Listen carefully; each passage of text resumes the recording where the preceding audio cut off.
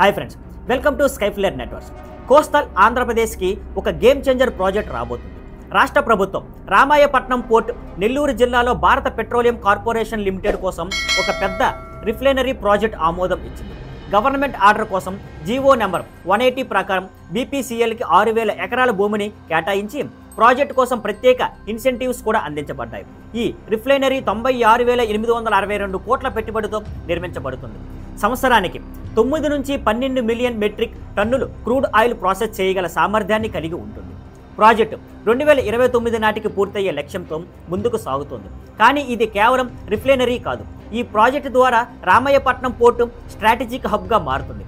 ఆంధ్రప్రదేశ్ భారతదేశం and logistics రంగంలో కీలక స్థానం సంపాదించేందుకు అవకాశం కల్పిస్తుంది. ప్రాజెక్టు పూర్తయిన తర్వాత రోడ్లు మరియు రైలు కనెక్టివిటీకి మెరుగుపడతాయి. వేలాది స్థానిక యువతకు ఉద్యోగాలు లభిస్తాయి.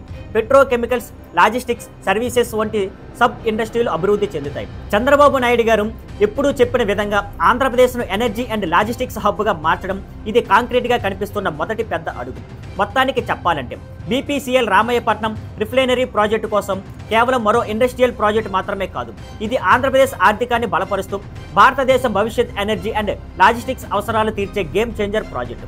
మరిన్ని వివరాల కోసం మా ఛానల్ని ఫాలో అవ్వండి. See you on Skyflare networks. Thank you for watching. Please like, share and subscribe.